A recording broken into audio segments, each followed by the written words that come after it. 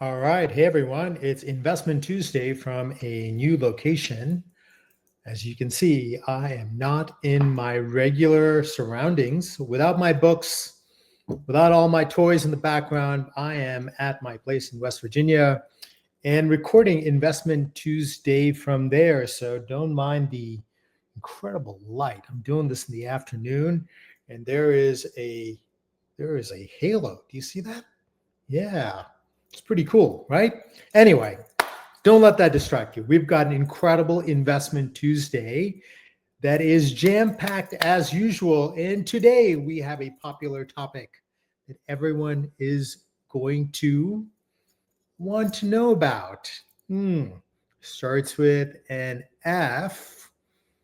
Okay, I actually made an agenda for today, and I will go through that as soon as I go through the usual legal disclaimers and disclosures. But before I mention that, let me also mention that we are having our twice a year biannual, that's the technical jargon word, for our live stream on August 26th. I believe it's at 5:30. And if you click on the link above, it will send you to the YouTube page where you can sign up so you don't miss it. And we only do this now twice a year. So you want to have your topics discussed, your questions answered.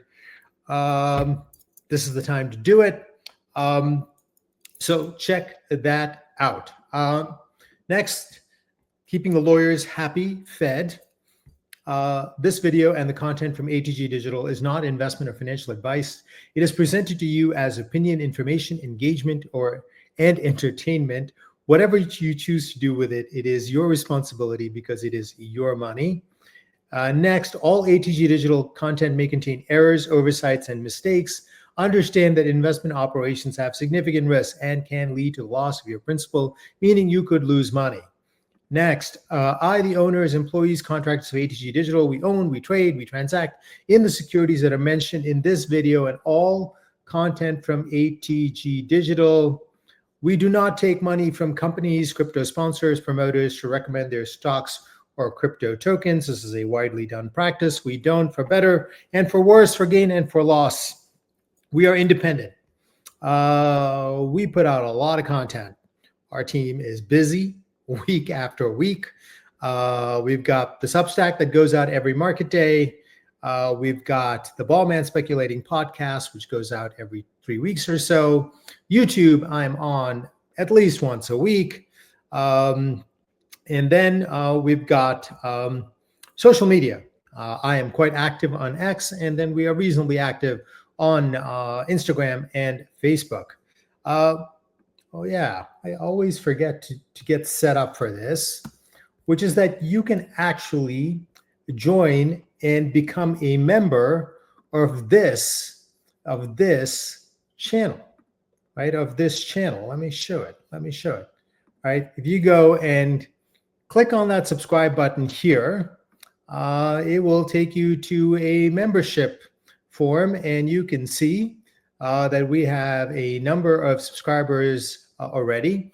And the great benefit of being a member of this channel is that you get exclusive early access to my weekly video. In other words, you'll get it on Monday. Everyone else gets it on Tuesday. So check that out, please. Next, I also forgot to set up for this, which is that if you're looking for subscriptions, why would you want a subscription? When you can get everything you want for free on YouTube, who needs a subscription, right?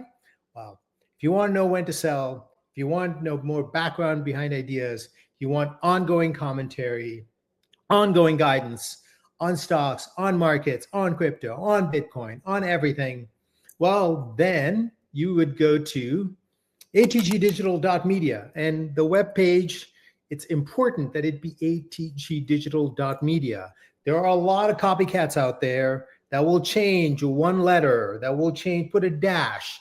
It's got to be exactly right, folks. A lot of scams out there. People get tricked all the time. It's really, really important to be very, very, very, very, very, very careful when you go about doing this. All right. And now, as promised, let's go to this week's agenda. And I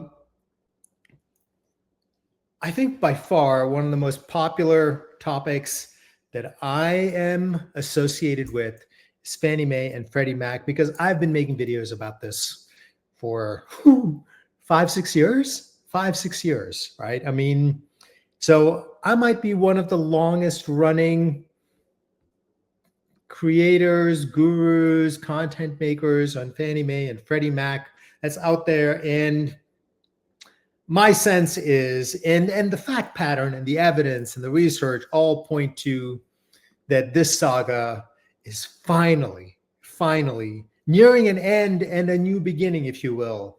Last week, we got word from President Trump that there's plans to do a potential IPO maybe in late 3Q. I'll say, it seems late. I don't think we can get this done in 3Q. These are big companies worth, hundreds of billions of dollars. So I'm going to say 4Q. And then I'm going to walk you through in this video what I believe is going to happen here for the common shares, but I'm going to focus on Fannie Mae and then for the junior preferreds. Next, I'm going to talk about Bitcoin, which, I mean, it's sort of like faded in importance, but it is in the period of its highest volatility. And the nature of discussion about Bitcoin is always about giving reasons. And, and I've laid out now my updated model, which is, my view is that now, there's, 3 important things that matter, but we're not going to focus on that. Instead, let's do something simpler. And I'm going to lay that out and why we're coming up to the period where, over the next 3 months, you're going to see some significant volatility, both up and down. So, okay. And then those of you who are HEG Digital subscribers will have seen that we sold out of some stocks that, that we have liked, known, loved, owned for a very long time on Friday. And I am going to lay out the reasons for why my view on these stocks and growth stocks in general, why I believe, what you're seeing in the market tells you that, but what I've been warning about for, several months now, which is we're near peak, near top, and I'm just going to lay out why. All right, let's get to Fannie Mae. All right. All right. So let me run you through what I think is the math behind a $30 IPO price. Now, what's $30 based on? Listen, I'll fully admit it's plucked out of the air, right? I mean, but I think it makes some sense, and I think we'll get to something near that. I don't think we're going to get. I mean, I would be shocked if we got something significantly higher than $30, right? So as I mentioned, IPO in the 4th quarter of this year, as per President Trump. This is all coming from, I don't know what the right word is, rumor, innuendo being passed around social media. I don't really know, but people are saying the government will sell 10 to 15% of its stake. And I have made the assumption that Fannie Mae will come out of the IPO. In other words, when the IPO is done and you count all the shares, that it will have a market capitalization of $300 billion. And I can already see people like, Paul, just tell us what is it going to be per share. That's what we know. Just hang on. All right. It's coming. Right. So why $300 billion? Well, the current net worth of Fannie Mae is about $101 billion, something in that range, which doesn't account for the government stake. I mean, the accounting is complicated and complex because the government stake, it depends on what they choose to do, right? Okay. So my view is that it can trade for about 3x its current net worth, which is, about, let me add that in here, about $100 billion. And where it can then leave upside for IPO buyers. So the question then, I think most people should ask is, well, why should Fannie Mae trade for 3 times its net worth? When you go and look at book value, which net worth can be more or less compared to, you look like Bank of America, Wells Fargo, JP Morgan, and then companies like that, they trade for between 1 and 2 times their book value. So I believe coming, out of conservatorship, which is government ownership, here's why I believe it can get like a premium valuation. Number one, Fannie Mae is a true monopoly. I mean, with Freddie Mac, it's a duopoly, if you will, but Fannie Mae, for its size and for what it does, is effectively, it's so dominant, it's a monopoly. Second, it's coming out at the IPO unlevered with no debt. No debt. All right. I mean, that's, a company that size, no debt. That's crazy. I mean, next, President Trump has made it clear that they are going to come out as government-sponsored entities. They will keep their connection to the U.S. government. They will keep their access to the government credit line, if you will. In other words, the government will always be there backstopping any bonds that they issue. So this is the reason why people buy bonds that are issued by Fannie Mae. And in case people don't know what Fannie Mae does, is what they do is that they buy the mortgage. Let's say you take out a mortgage from your mortgage broker. The mortgage broker has all these standards that are set by Fannie Mae. In other words, if it follows these formats, these standards, then Fannie Mae will agree to buy that mortgage. Then it takes that mortgage, packs them into something called mortgage-backed securities, which then investors around the world buy. Why do they buy it? Well, to get interest. In other words, yield, to get a return, right? And one of the reasons why people do that is because effectively Fannie Mae is an extension of the government. And people worried that, once it came out conservatorship, maybe they'd be just purely private companies, all these things. No, they're essentially going to go back to doing what they used to do pre-conservatorship.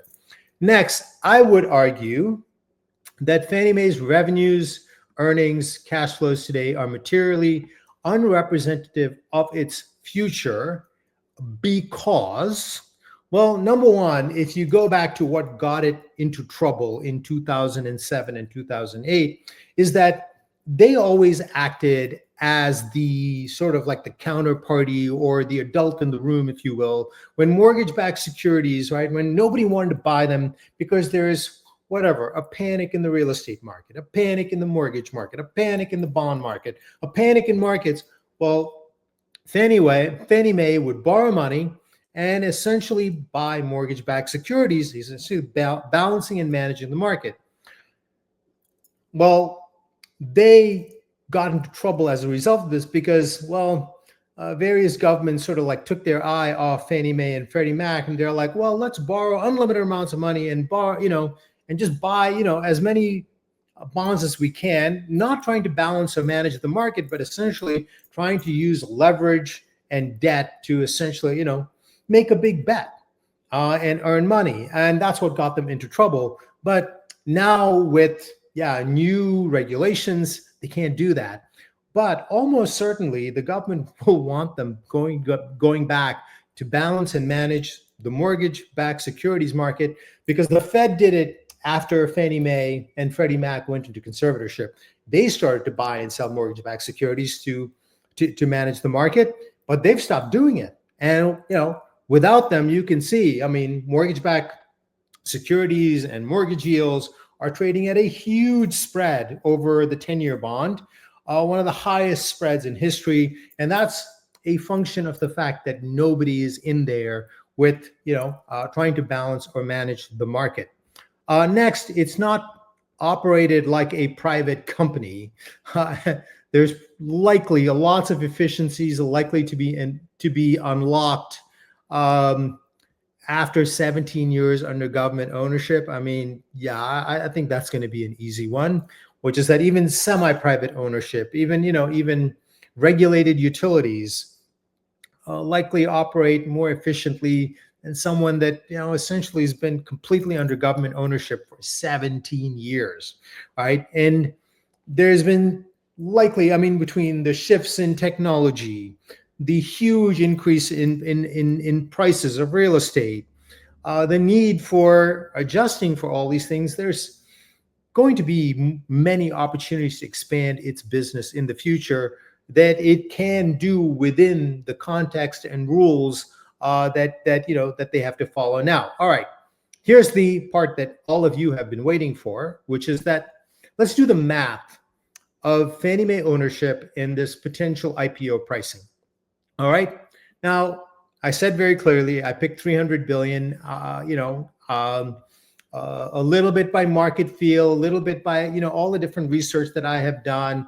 You can go read the Substacks. I've done lots and lots of work on Fannie Mae. There is some word that the combined amount of, Fannie Mae and Freddie Mac will be 500 billion. I mean, you can argue with, you can insert your own number and implement my math however you want, right? You're like, this is too low, this is too high, whatever it is, hey, you can put your own numbers in and do the best you can. But I went with 300 billion. The government, through its senior preferred, effectively, in the way I see it, owns 79.99%.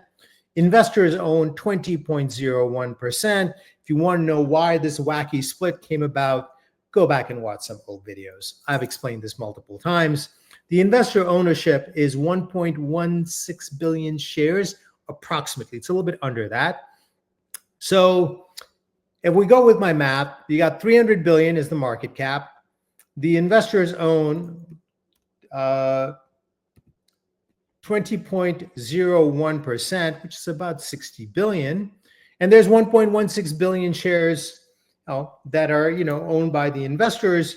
You get to a number like $51, $52, which, yeah, I mean, if you sell at $30 and the price, let's say over the next week, few months, goes up to $52, IPO buyers will be pretty happy. This is not a tech IPO. They're not expecting, the stock to go up by 600% in a day, right? This is Fannie Mae. This is, that will be seen as a perfectly acceptable outcome. Yes, people say the government left something on the table. Well, I mean, the government's also playing a game, right? I mean, they're planning to sell 10 or 15%. And what they will plan to do is over the next 3, 5, 7, 10 years, as the price goes up, they will sell more and more out. Right? So this kind of scenario sort of like makes sense to me. It makes sense from the government's perspective.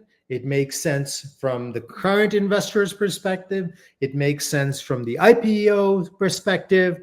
And the anticipation is that I think the IPOs, both of them will raise somewhere in the range of 30. On the low side, I've seen 30 billion. On the high side, I've seen $50 billion. That's the plan. My view is that this is very likely to happen, but given, what people tend to do, especially when there are low price stocks, they go all in. I just want to say it's not a sure thing, right? I mean, even after following this for 17 years, it's not a sure thing. We don't fully know the details.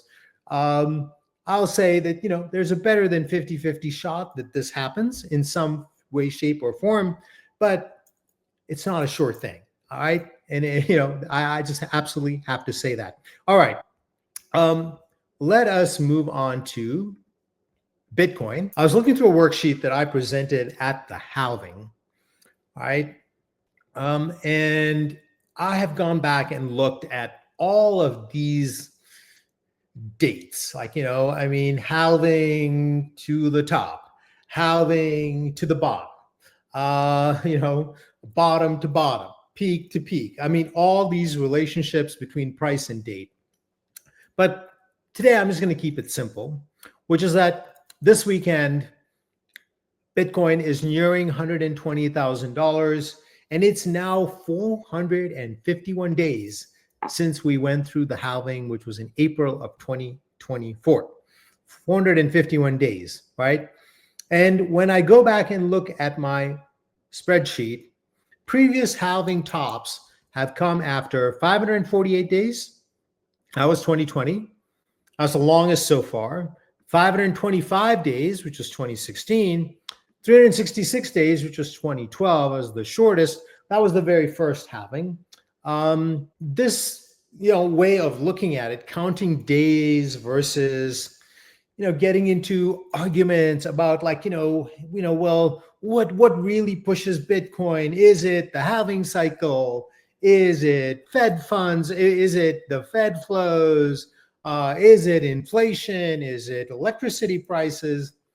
Well, if we just count days, well, one of the things about counting days that it's unemotional, right? I mean, there's nothing to argue about. We're just counting days. So we're up to 451 days, and based on the 2020 halving, we're in about 100 days was when the peak price hit, which was about 69,000. And there's two interpretations that you can go with this. The more, I'll call it pessimistic interpretation, is that we haven't gone anywhere fast in this halving. I believe we're about 93% higher than where we were on halving day. So the pessimistic interpretation would be, that means that this halving is kind of like a bust. The most we can hope for is maybe, pick your pessimism level, another 10%, another 30%, maybe, 50%. My view is different. My view is that the 2020 halving was a reflection of one of those factors that, people argue about, which is interest rates, money flows from central banks, which is that starting 2022, late 2021, the Federal Reserve started to say that they were going to start increasing rates, essentially suck money out of the financial system. That sort of really sapped that halving. In the current scenario, we are talking about, all kinds of things. The Federal Reserve losing its independence, them cutting interest rates when, inflation's above 2%, when, stock markets are all-time highs, real estate's at all-time highs, etc. So my view is this, which would be the optimistic view, which is that we ain't seen nothing yet.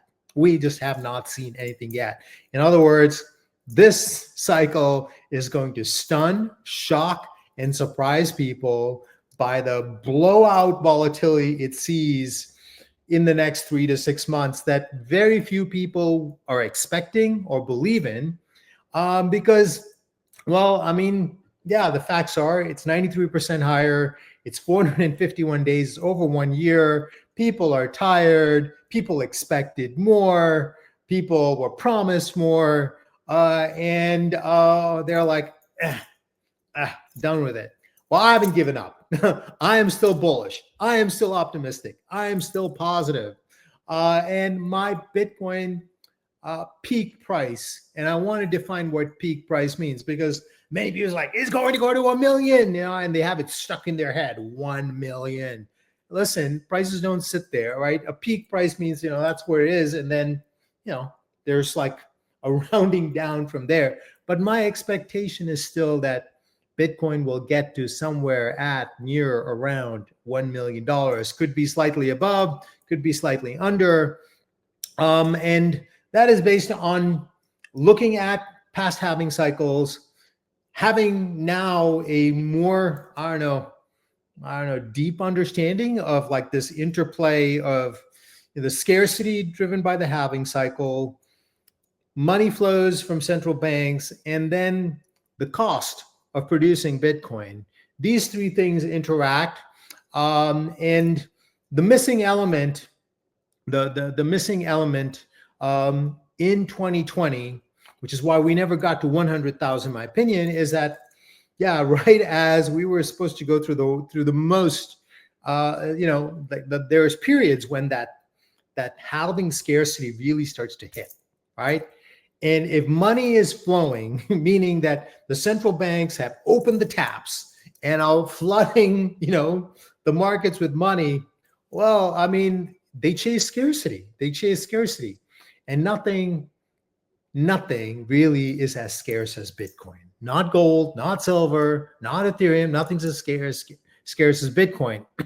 And that's not a knock on Ethereum. It's not a knock on gold. I think they'll all get some amount. Nonetheless, the greatest scarcity that has been brewing and building over these last 1 or 2 years is in Bitcoin. It's so clear, right? We've got, all these Bitcoin treasury companies raising money, having bought huge amounts of Bitcoin, and the price response has been minimal. Right? I mean, in another cycle, given the amount of buying, it'd be like, we would be up 700%. And I know what people's like, well, why aren't we up yet? Well, we haven't seen anything yet because the spigots are still somewhat shut. They're starting to open up now. Which is why, Bitcoin now, even on days when, you're seeing that what would have been like a crash that, which would take it down to its psychological levels of 100K, really not seeing that kind of selling.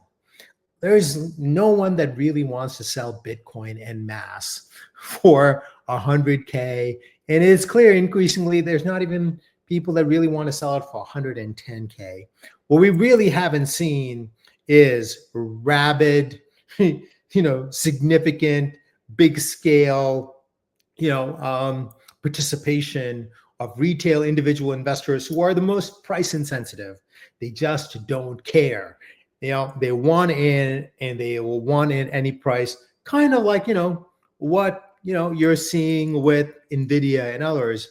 I mean, NVIDIA trades for 21 times sales. They're like, it doesn't matter. AI will take care of everything. Don't worry about it.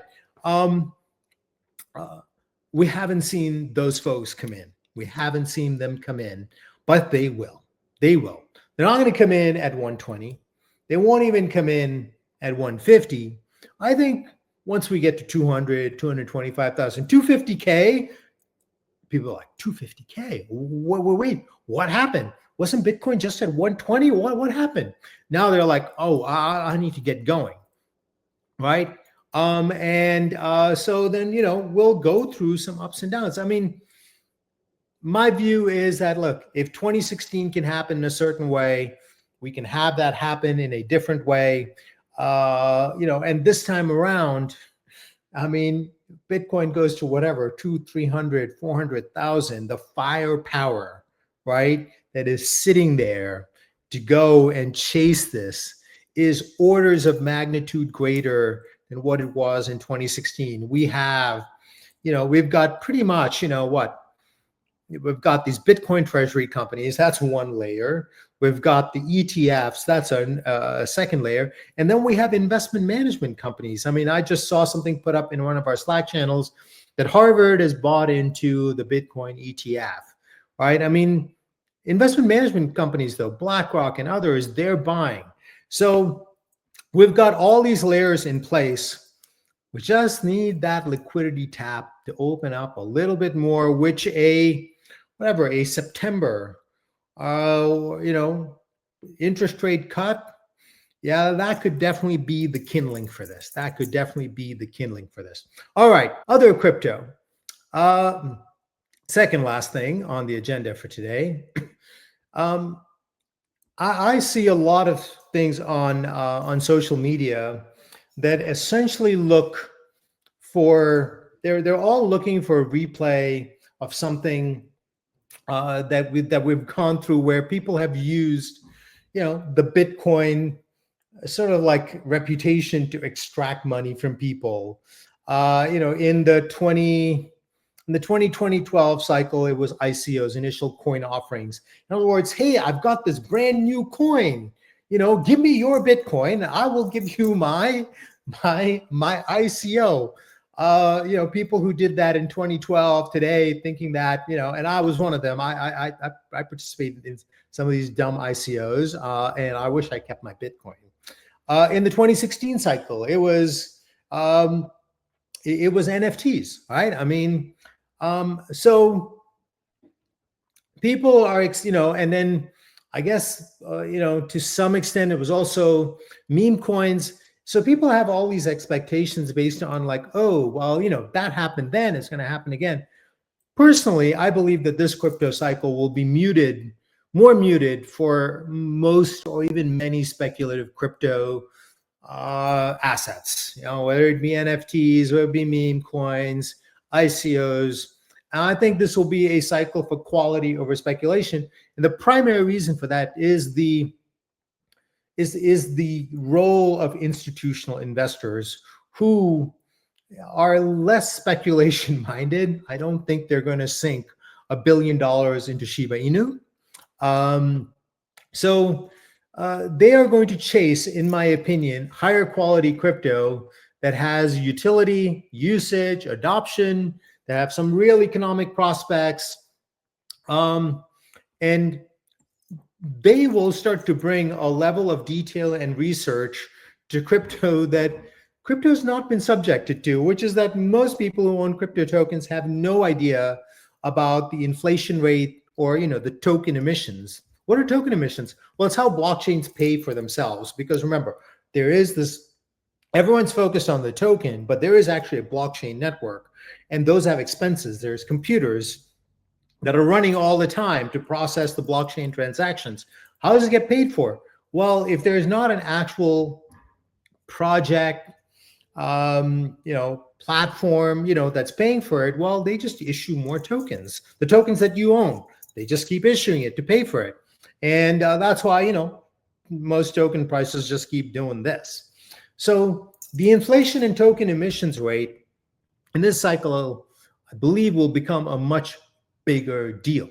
And my view of the sort of like higher quality crypto, I mean, the leader of that is Ethereum.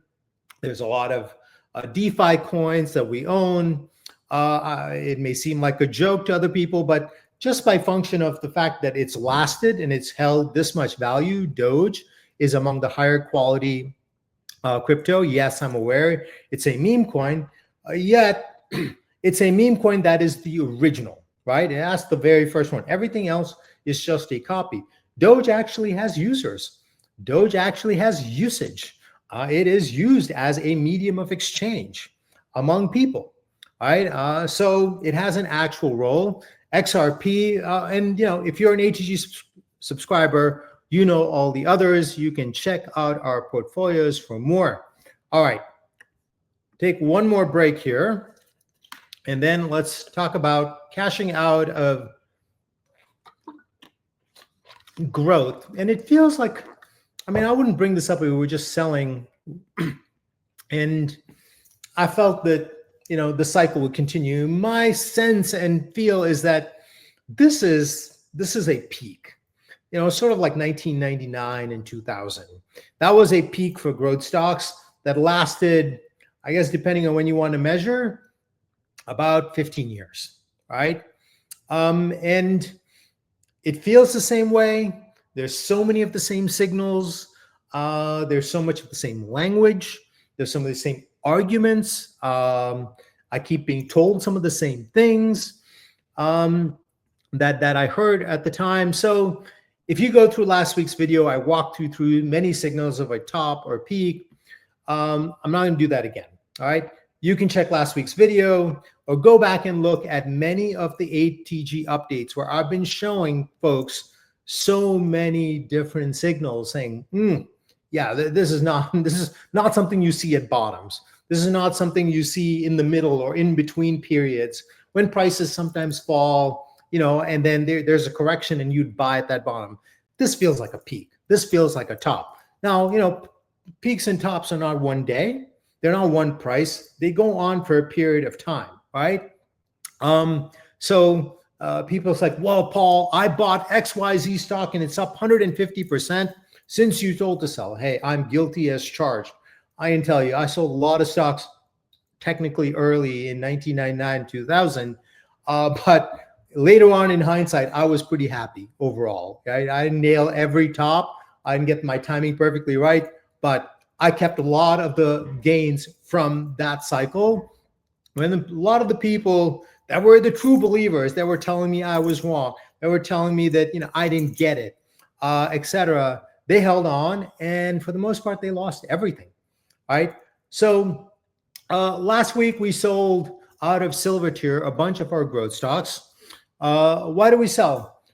Well, number one issue is valuations. I mean, the signal, if you will, of like seeing, stocks trading for 20 times sales to 100 times sales, that's just crazy high. And I understand it could go to 120 times sales. And if you want to take that chance, you should hold on. It could go to 200 times sales. It could go to 500 times sales. Heck, it could go to 5,000 times sales. For me, I'm like, hey, these levels feel uncomfortably high. They feel very top-like. I want to make it clear, prices can keep going higher. That's what happened in 1999 and in 2000. But the critical factor really is your mindset and your mentality. If you have the idea that like, hey, I'm all in, I'm here, this is just the beginning, AI is going to deliver growth, and it's going to go, whatever, from 100 times sales to 300 times sales, whatever, I would encourage you to go back and look at Intel's price to sales, Cisco's price to sales. These were the bubble stocks of the 1999-2000 era. And what you will see is that the valuations peaked in 1999 for the vast majority of them, maybe a few of them in 2000. And despite sales holding up or even going slightly higher, they never really got those kinds of valuations again. So valuations are driven very much by growth prospects. In other words, people visualize huge growth in the future, which justifies buying stock at rising prices and rising valuations.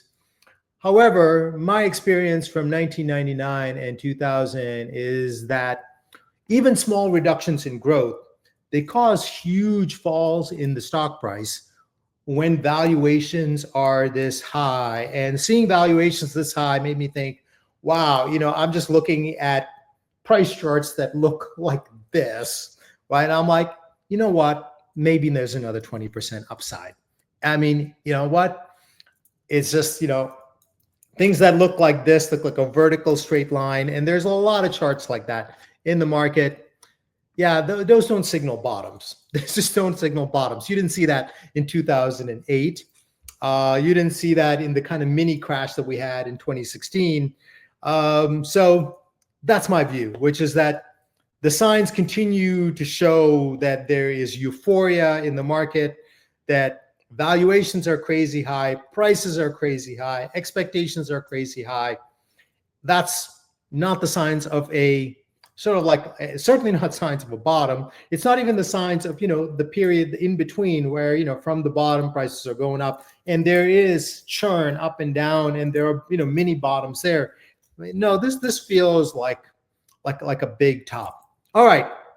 That is Investment Tuesday for you. Just want to remind you again about our biannual chance to join our live stream on August 26th.